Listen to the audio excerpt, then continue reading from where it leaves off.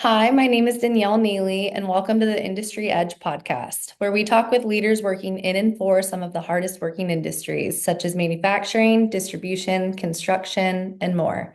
This episode is brought to you by K&C Marketing. K&C is a full-service marketing agency that helps B2B industrial companies grow their brand and increase sales. They serve as either a fully outsourced marketing partner or supplement in-house marketing teams. To learn more about K&C's brand development, website design, and marketing services, visit kncmarketingagency.com. Some of the past guests that we've had on the show: Sean Jones of Toyota Material Handling Mid-South, Nick Newman, Executive Director of TAUD, and lastly, Jeremy Weiss of Rise 25, who actually introduced me to today's guest. So with that, I'm going to intro him. So today I have Mark Hiddleson on the show. Mark has served the warehousing and logistics industry since 1996. He became a top salesperson in the material handling and automation industry and held a leadership position in warehousing education and research council for 10 years. Mark worked with a leading company serving Northern California and started Specialized Storage Solutions, Inc. in 2004 to create unique ways to better serve warehousing and logistics clients through networking and blending brick and mortar and virtual business models. They specialize in facility design, racking, shelving, and conveyor systems, and have helped companies such as Costco, Home Depot, and lots of warehouses, manufacturers, and third-party logistics. You can learn more about Specialized Storage Solutions at specialracks.com. So, welcome to the show, Mark. Thanks so much for being here. Yeah, thank you for having me. I'm excited about the opportunity. Me too. This one's easy. So, just tell me a little bit more. Sounds like you've done a lot in your career, but tell me a little bit more about you and what makes Mark Mark and what you do and what kind of drew you to this industry. So yeah, what makes Mark Mark is an enigma. That's a great question, but my my favorite ambition is to be a good father, good husband, family man, and I live in Napa Valley, so I'm passionate about travel and seeing other places, and there's a lot of fun. A lot of people visit us here just because it's fun to a fun place to come to. Uh, how I got in this business is right out of college in at Sac State. They didn't have the internet was out, but nobody was using it. It was like 1996, and they had three ring binders in a career center. So I just went through and I was going through three ring binders. I'd been in school for 8 years because I had worked full time. So it was kind of unique that I had a 4 year degree, but I had 8 years of work experience. So it's like, how do I Mm. use this in an industry? And at the time, the statistics were like people were changing industries every 3 to 5 years, just because even then things were changing really fast. But I was like, I want to pick something that I'm gonna love and I'm gonna be there forever, because there's kind of a strategic advantage if you can hang around longer than everybody else. Mhm. So all these three ring binders, I found the material handling industry was had an ad in, and at that point in time, my priorities were I was looking at the dollar amount first. So it was one of the higher income ones, but it matched my skill set because it involved warehouse layout and design, which I had experience in engineering and construction background, and it was a little bit of sales because there's a leadership aspect of leading projects for clients. So it was just interesting. I didn't end up going to work for that company, but just through the research and interviewing and looking at the whole industry as a whole, there was a lot of buzz. People were asking me, well, are you going to go to work for a company that does used equipment, like used racking, used shelving, used conveyors? And the company I was talking to was like, oh no, we don't even deal with that. So I went into the yellow pages, which is another thing you don't see anymore. I love the story too because it's funny. My kids were like, yellow pages, like, isn't that what we use to start fires in the backyard? Like kindling, you mean? But the yellow page, I just looked at who the used equipment dealers were in Sacramento. I went to Sac State. I'm proud of a shout out to the Hornets. Uh, so I looked for the places in Sacramento and I just started interviewing them. And I got in touch with the owner of a company. His name is Ross Clark, super cool individual. And he wanted to schedule a meeting for like 2 weeks out or something. But I had already been researching this industry for 2 months. So I was like, well, I'm in your neighborhood. Why don't we just have a cup of coffee? Or I asked one more question because I'm like, if it's a sales role, this guy's going to expect me to be able to sell. So I put my selling shoes on a little, and I ended up meeting him that afternoon. He said, "Well, I've got a half hour if you can show up in my office at 5:30." This guy was a workaholic. He would work from 6 in the morning until 6 at night. So he made that 5:30 to 6 window work for me, and the rest is kind of history. I worked for them for 8 years, and then there were a lot of circumstances that ended up in us starting the company uh, 20 years ago. Wow. You took the initiative. You put your sales shoes on for sure. And he was like, dang, I guess I'll make the time and I'll hire this guy. That's what you want in a salesperson. Proactiveness and assertiveness, right? I love it. Yeah. And there was an interesting thing about that interview because one of the questions he asked me is, "What is your goal?" And immediately I was just like, "Well, my goal is to be sitting in your chair 2 to 5 years from now." Yep. And he was He like, was like, "That was a great question or a great answer. It was a great question, first of all, and my answer. But when that time came for me to take the chair, his wasn't available. Uh, mm-hmm, so we did end up starting the company. It was important to me to uh, to leave on good terms with that opportunity. But anytime you start something new, and it was competitive industry, it was our relationship took 8 years to heal. So it took 8 years to build that relationship, but we both matured, and so we still that boss he hired me. He's still one of my greatest mentors of all time. We usually meet for lunch like once or twice a year. that's So awesome. it's a cool. I love Yeah. that. So what did the early days of like when you started Specialized Storage Solutions, what did the early days look like once you started that or like your current company? So the early days were it's interesting because I started working out of my garage. At the time, my daughter was 4 or 5, and she was taking a kindergarten entry. Like they have these entry exams for kindergartners. I remember thinking, man, this is so cruel. These kids are 5 years old. And one of the questions was, where does your dad work? And her answer was in the garage. And she got marked down on that because, like, oh, that's cute. The kids, their dad, they see their dad working in the garage. But that's actually where I was for the first 6 months. Uh, so it was working out in my garage. It was connecting with clients, and I had a lot of interest just because I was in the community. I was part of the Warehouse Education and Research Council. I was on the board at the time, so there was a lot of interest in people who had either encouraged me to start a company or kind of saw it coming before I did. A lot of people are like, "Well, yeah, I thought would have done this 5 years." Like my wife, when I went to her to ask her permission, I was like, "Look, I want to get a second on the house. Um, I want to start a company. Like, how do you feel about that?" I know. And she's like, "I've been waiting for a couple years." It's like I thought I was breaking the ice. Where you been? So that's what it was like. And very quick, one of the questions people would ask me is like, how can you work from home and stay productive? And for me, it was a harder thing to be at home. Is that I would work 24 hours because I'm just excited about solving important problems, getting ahead of the curve, I get excited. So I really, after about 6 months, I had to draw a line. And Mhm. because I'd be out there in the early days, I'd be out at midnight sending out emails, developing a sales letter, working on projects. Uh, but I had to draw a line because I would work 24/7. So for me to work at home, it's actually harder to put work away and Mhm. not do it. So Yeah, since after the first 6 months, I kind of had to have a separate space where I could go. And if I started working too much at home, my wife could go. get out of here. I love Yeah. I love that. It is hard to separate, especially like when you're an entrepreneur, it is so interconnected. So that makes a lot of sense to me why it would be really hard to separate, especially in the early days, like when you're like what you said, when you're hungry and you're excited, it's like be up 10 o'clock at night thinking about those kinds of things. It's just, I think that's what makes a really good entrepreneur. So I love that. When Jeremy connected us, he mentioned that you were a servant leader, so like some servant leadership. Tell me more about what that servant leadership means to you and why you think he probably said that. Well, it means a lot. It makes me embarrassed because Jeremy said it.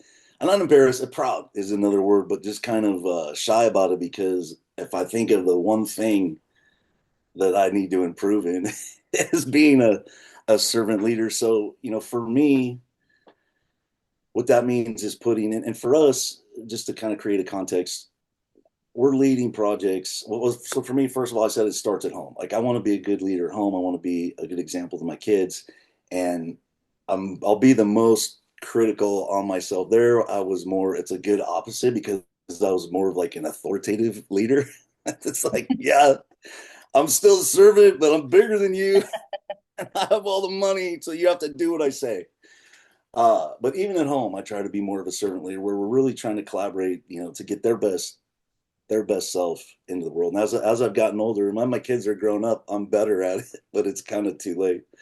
But at work, it's our clients. So we're leading our clients. So Jeremy, to me, he's a servant leader because I'm his client, but he's constantly serving me in ways like I'll ask him questions about should I attend this event? I sent him an email to him and the co-founder John. It was an event that was like $3,500 or something, but it was a close networking thing. And I was like, guys, is this a good value? Well, that's not their job to Mhm. tell me, but in a way, it kind of is because they're helping me build our brand, connect with our top 200 clients, and I look for them coaching in other ways. So I think it's stuff like that where I try to I mean, empower is another a great word, but let have other people realize their potential and contribute in a meaningful way.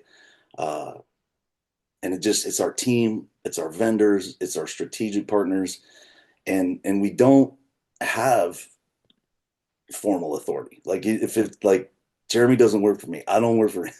He Mhm. don't work. So Right. everybody and we had a really good manager about 4 years ago for 3 years, and he really struggled with if we had subcontractors and we're trying to have certain standards or have a job install sheet filled out every day and signed and reporting. It's like I can't make them do it because they don't work for us. Mhm. Like so he needed that formal authority felt like so for me we have to be creative in ways that we serve our clients. There's things we can do for them that it's a one for me. Like we do a lot of preliminary engineering summaries for customers, which for them to kind of go out and search that out on their own could take them 2 weeks, could take them 2 months. They might have to pay $1,000, and we can do it in 24 hours. If it's really complicated, a week, and we do it as a value add. So I'm Mhm. just always looking for little ways to serve, empower our clients to be better in their business, and then Yep.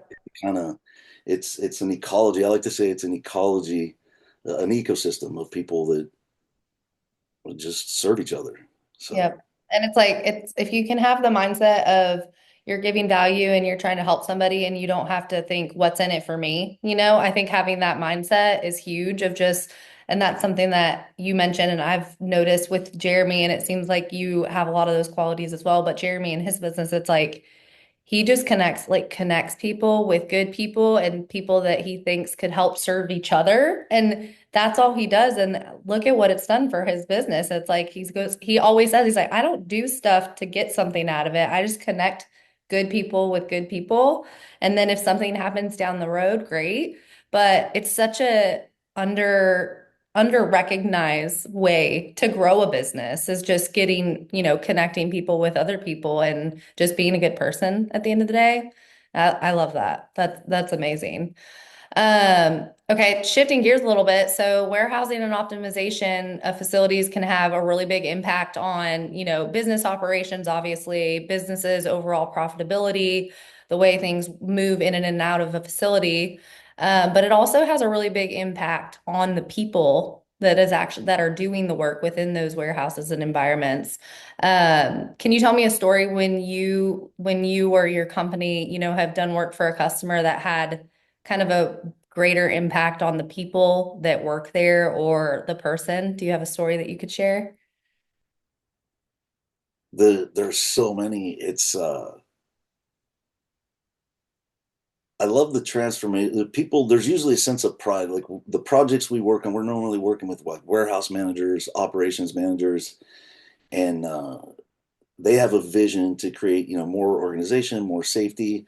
It always has to have a bottom line, like you mentioned. Like there's a reason you do it because it's making your company more efficient and saving you money. Either you don't have to move, into a new warehouse, or you maximize, optimize your new space that you're moving into. For us, uh, it's a lot with safety. A lot of times after we do a project, the safety's been improved, so people feel more confident about coming to work, more Mm-hmm. pride when their clients come in. That's like, hey, this is our warehouse. But for me, one of the things I love about this business is that we're constantly learning from our clients, and that's the thing with servant leadership. Humility is the key factor in there, because the main thing, uh, like I don't know it all. I haven't figured it all out. I know a lot. I can bring a lot to the table, but I'm always eager to learn, and I'm always eager with if I see somebody who's young in their career and I can teach them something about our business that's going to help them be a better operator. And a lot of that's with layouts, how you do a layout, because we know all the tools. We know, what forklifts you can use, different racking systems, pushback, drive in, 2D breach systems, but they know their business. So one of the things in our business is like, how do you, uh, you're actually teaching them a little bit about their business while you have to learn about they're teaching you about their business, because you don't really know. So we had one project in particular. I mean, all of our projects have been collaborations, and my best clients are the ones that. And that's the other thing about servant leadership. They'll take something that I do in my job, instead of me sending them 5 sketches, they'll sit down and draw sketches and send it to me.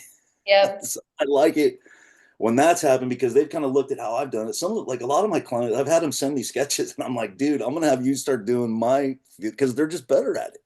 Yep. But we had a client that was they had a funky warehouse that had like four squares. It was a giant rectangle, like 100,000 square feet, and then it had these 50 by 50 squares. Like some of them, it was if they were going to divide the building in four, and they would be offices. But they took the whole building, and just one of them was an office. So like, how do we deal with these squares? And then they weren't going to put that much racking. It was mostly floor stacking. It's wine, so you can just stack it 6 deep, 6 high.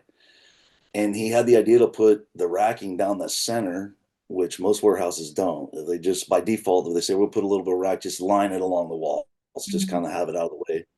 But that really didn't make sense for their business, because the stuff on the racks was going in and out faster. So we wanted it closer to the middle, closer to the dock. And it was also a showpiece for their clients, because the clients that are in the racks pay more. So when they come in the facility, you see the racking. And so we had a meeting, and his boss, Augie Gonzalez, he's a great client. I've learned a lot from him. And his boss is a good friend of mine. And Steve came, and he was like, Mark, he's like, you did an amazing job on this layout. And really all the good ideas, the way to do the squares, the way to it was all Augie's ideas. I said, hey, it was Augie's idea. And so I think you can just tell when somebody give credit. So like, to me, that changed his, how he looks in his boss, and then his confidence. And then sometimes I always put a caveat on like this. It's not that I'm such a nice guy, like you said, but Augie does call me every time. So, some people's like, well, why are you training them to do your job? They're just going to do it themselves, and then they won't need you. They'll just order it online. But the thing is, there's a relationship. There is a servant Mm-hmm. aspect of it that it's paying it forward. I So love that. I yeah, love that. So he it just does help. nope, I'm putting it right in the middle. I don't care what everybody else does. And then it worked out for him. And being able It to works. have, you're right. Like your industry and that world, but they're in it every single day. So it's like understanding those pain points and those things. That's the kind of knowledge that you as the partner have to know, and you won't know without that collaboration. So I love that. That's an awesome story. Um, your Rockstar bio mentioned some pretty big names there, Costco, Home Depot. How have those relationships, kind of impacted your business and your growth over the years? That's a great question. I've been doing homework and looking at websites, other people's websites, and I look at some of the people's, like, we do business with Disney and AT&T and T and Verizon, and it does make you feel good. Like, well, or for me, it was kind of the truth is, for us, we deal with those big companies, and those are the ones that people recognize the name. Most of our best clients you've never heard of. They're independently owned. third-party warehouses or public warehouses where they warehouse other people's products, and their core competency is warehousing. But we are connected in that those bigger ones like Costco and Home Depot, they're constantly doing store resets. So we have partnerships, and it's not even directly with them, but we have, within the ecosystem, we buy a lot of that material if there's excess. So if Home Depot's doing a store reset and they're moving things around, they have excess, we'll buy from them. Costco, the same way. And another thing, we steal their design ideas. Like they have some unique sizes that they use for, and just because it makes sense. Like Costco, you're reaching everything by hand, so the racks are a little shallower. Home Depot uses 99-inch beams. Why is that? Because when you have a 3-inch upright, then it makes it 8 foot 6 inches. It just works out with their Mhm. aisles. And so if you're selling their used material, you kind of have to know, like, why are these beams 3 inches longer? Well, it's because Home Depot does it. So it must be a good idea. Yeah. There, but how can you learn from the mega giants that are doing clearly something right, right? You know what? It also reminds me in the industry, it's just such a great question. Because there was, there's been waves in this industry of technology. I remember it was RFID. I forget what year it was, like '07, '08, something like that. But Walmart was going to have every single vendor in their supply chain was going to have RFID, which are like these little chips. It's not like a barcode, but it's a smart chip that'll track like where a pallet span or a box or can have all this. It was a smart chip, but Walmart was driving that innovation. So it's not just Walmart, because there's tons of third party logistics company that, like a soda company or a food company or dog food company, they send it to another warehouse. They have to package it a certain way for Costco or Walmart, or so really they it's big companies like that can transform the supply chain, because Mhm. if they're making all their partners up level their so it was RFID, and then really Amazon was the next big innovator after Walmart did this, their distribution model that just started. They went from being a book company to an amazing advertising company, finance company, catalog and supplier and third party warehouse, Yep. and still books. Yep, they still got that. Yeah, That's crazy. It is yeah. crazy too, like what you said, it's, yes, you've worked with those companies, but how some of your best clients are the ones that are supporting those large companies, because that's something that we see here in the Nashville area. A lot of big companies have moved a lot of their headquarters, or big distribution facilities have come up here. And those where like all of the big companies have distributors, they have suppliers, they have packaging companies, they have all these little things that support it. And so it's really cool to see how you don't have to be working for these large, huge companies in order to have a successful business that supports them. Like they need the support too. And I think that's something that people don't realize is how many jobs and hardworking companies that are like on the outskirts that are supporting them, because we see that a ton. A lot of our clients are, they support some of those large organizations too. So it's really cool to see like how many opportunities there are for work and for, serving those bigger guys too. I love that. I love I mean, that. I love being a lot of our clients, our best clients, we are involved with the owner or the president or the CEO. And so they're obviously smaller companies. Some of them are bigger companies, but we have a lot more, we do more networking, we share more stories, and go to, so there's certain events that corporate companies used to pay for, like in the frozen food industry, that it's not, to go to there's this ski trip, and the people have kept this tradition alive for 29 years. But as bigger companies got involved in corporate, they aren't allowing people to spend that kind of money, where you go to a networking event where it's not a business event, but it makes it even better for business, because people kind of let their guard down. It's just like, these are the real opportunities, these are the real challenges, and Yep. sharing ideas, meeting new people. And you can do that with a smaller company, and you're the president, and you can decide, it's like, no, this is important, we're doing this, it's a community that we're giving back to. Yep. uh, their friendships, and they become lifelong friendships. And that's the other thing, it's not just about how much money we can make, although that's a huge part of our business, right? Is adding value.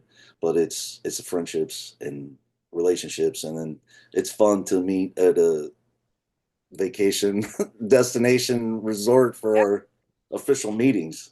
Heck yeah, that is, and Yeah. it's yeah, finding your people like, and it's you're right. It's if you're growing, they're growing. It's like it's about helping each other and seeing the growth for other people that you get close with is just as exciting, a lot than it is for your own business. So I love that.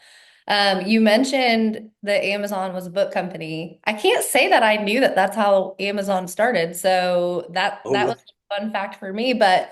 On the book topic, you mentioned before that you were actually writing a book. Can you tell us a little bit more about your book and what kind of inspired you to write it and when we can expect to see it? So it could be, I mean, it probably won't be out by the time this is released, but very shortly after that. And I've been writing a book for 8 years. It was hard for me to figure out, but I went back because it's like, how did it get started? There was an email that I responded to in 2015. It was the end of 2015. I just looked at it, but I'm tricking myself to be. It's like it can't be 9 years. It has to be 8 years. So it might have been the end of two. But anyways, a long, long time ago, I did a. There was somebody that I've been following as an author, Sean Phillips. He wrote a book called Strength for Life, which I love because I like strength training, bodybuilding, and stuff. The stuff to stay in shape. I mean, when I was younger, it was because I wanted to look good in a bathing suit. As I got into my late 30s and everything, it's like, wow, I needed to stay in shape so that I can still do skiing, surfing, whatever I want to do and not, get injured. So, anyways, the strength is it's more of a life and strength. He's talking about capital S strength, which isn't just your physical strength, but how do you show up as a community member, as a father, in a strength in a way that is, I guess, servant leadership, that Mhm. kind of humble strength. And so I did a 90-day transformation, I guess you would call it. I don't, uh, like all the words now they have was like a boot camp or there's a Yep, lot of good, like a workshop. 90-day challenge, right? You Yep. could say. And it was just a really cool experience. And then at the end of it, it's like, what am I going to do? I'm at this stage in my career where, I've had a little bit of financial success. I'm coaching my kids in sports. And that's one of my passions. Like my wife would say, I asked her, I was doing this exercise one time, and I always have to apologize to my family because I'm always doing some kind of personal growth. Mhm. So it was a question like what are the three things that people think about when they think of me? Like, and I asked close people, I asked my kids, uh, they had some great answers. Like my son said, I'm the permission giver, and that is like in the family. I mean, that's the servant leadership. I just usually ask people questions like, well, do you think that's a good idea? Like, where did you come up with? Who else? Like, instead of just saying no, Mhm. uh, I get in this trouble sometimes. People, so I'm the permission giver. My wife had three answers right off the bat. Is what are the three things? And she goes, "It's your business, the Dallas Cowboys, and coaching junior high athletics." She was Like, confident in and it. that is, and I thought about it. And the coaching kids is I mean, it's really what I started out doing it to kind of volunteer to help out, but it's such a cool experience and helped me in ways in my business that I didn't see coming. Because if you're leading 13, anywhere from fifth to eighth graders in a basketball practice, or I coach flag football, or these things, that's a different skill set. And it's kind of, I joke sometimes, it is like leading people. It is like having a group of 13, 11 year olds. It's Yep, like, guys, that's even harder. it was harder because I would go, go back to work and be like, thank goodness I can I can go back to talking to the people who are actually going to do what I say. But Yes. you meet these people, at this age, and they have so much potential. I mean, that's what I love about that age group. And then they just look at you and it's like, coach. And now I think I coached my first season was like oh 05. Or no, it was earlier than that. But anyways, I see kids now, they're in college or they're old or they have kids and they're still coached. Hmm. Uh, so what the book became a project of, how do I, and I also have a master's degree in holistic health education. And Hmm. so one of the funny things people will say was like, well, you never used your degree. But the holistic health degree was kind of it was a big part of why I started my company because I wanted to get my master's degree in 2001 because the dot com boom happened, or bomb.com bomb or whatever, like 2001. All these dot com companies had all this money and funding and everything, then it kind of flopped. Well, everything went down, including my income, because I was in sales. And I was like, I want a skill that isn't relying on the ups and downs of the economy. I want to be, more steady. And I thought education for me, I'm always like, education is my number one thing. So I wanted to get my master's degree. I was going to get an MBA, but I really was thinking about what I'm really passionate about is like consciousness or the mind body connection or potential, like human potential. So I ended Hmm. up taking this holistic health education degree instead. And my boss at the time said, man, is like your income's going to go down 30%. You're already like we're down because of whatever. But what happened is immediately as I was going to school at night, my sales started going through the roof because I was looking at things more holistically. I was eating better nutrition, having this, and the whole thing, it was almost like group therapy. Every class was a different form of group therapy. So they're just like unpeeling all these layers, all this fear, like a lot of fear went away. It was just like I'm not afraid anymore because it doesn't, a lot of it doesn't even matter. Like Yeah. this stuff I'm freaked out about. Great. So I wanted to write a book. Like, how do I write about that? It's like, no, I have used this degree because, I wouldn't be able to handle the stress levels that I do. I wouldn't have the communication skills that I wouldn't have taken the chances that I took without that degree. So the Yeah. book is just kind of it's almost like an owner's manual, but it's a lot of like, how'd that work out for you? Because a lot of times you write like see theory or people's like, oh, we should do this or we should meditate or we should, but it's like, how'd that work out for you? Hmm. So it's my book, and I wanted to because it hasn't always all been me. So I really wanted to do this project to highlight the partners, a lot of the people, the mentors, the organizations that I was involved in. So a lot of it is stories about how those communities supported each other, are doing amazing things, and how they're taking problems, which I call opportunities, and really generating some amazing solutions that people would have thought, were impossible if it hadn't already happened. Yep. I love it. And what's the book called? So it's called the Tao of Pizza, Okay. and it's a little bit mysterious of a name, but the subtitle is the practice of being a path to peace and prosperity. I And love so it. it's a lot of practices, and it's kind of a tool if you read it the right way to look at things from multiple different perspectives. Yep. So I love that.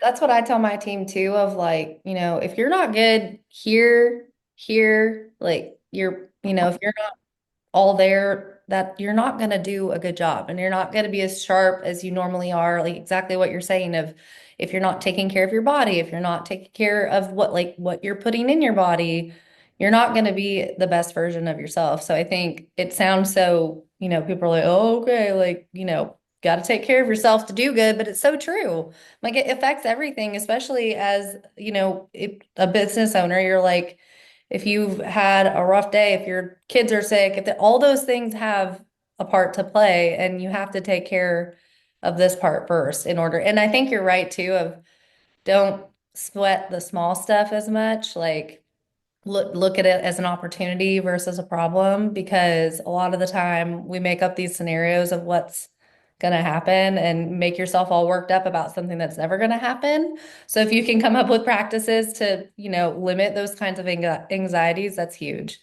I love that. That's exciting. The Tao of it's Pizza. exciting. So there are some practices in there, and so I'm going to share that I like to keep the podcast greenfield, but this is what I'm going through right now too, is I'm doing the editing. So I got back the first edits and I'm getting suggestions. I've had 5 people read it and they're sharing. And one thing people are asking for is put more practices in there. So I have some, there's visualizations, I like to write things down, journaling practice, Yeah. drawing. So there's, there'll be some good stuff in there.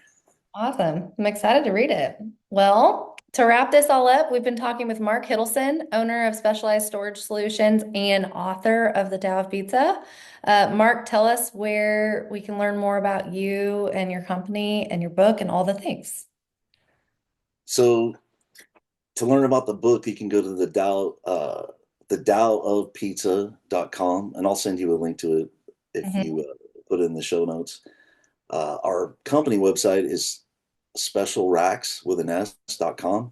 And I'd love to connect with people on LinkedIn. I think LinkedIn is a great way to connect. If you've seen something on this and you want to learn more about us or get an introduction, that's one of the things you reminded me about, Jeremy, and I wanted to say it. We're doing something on networking with our team right now, and we're like week 5 or 6, and I haven't told them my number one rule. Like sometimes I'm like, guys, I need to tell you the secret. They're like, yeah, why aren't you giving us the secret?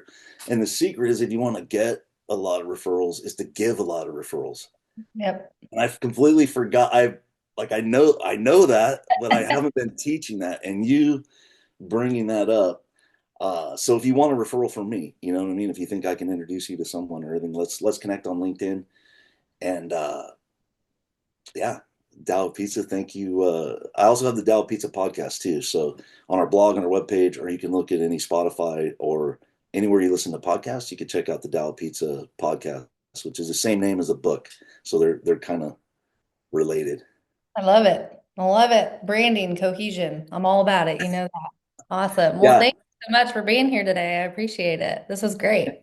Yeah, thank you. I love this podcast. I love the idea. You're doing a great thing here, the industry edge. Um, Man, what I couldn't think of a better title for what you're doing. So thank you for having me, and thank you for doing this project for our community. Thank Yeah. you. Yeah. Of course. Thank you so much. That was wonderful.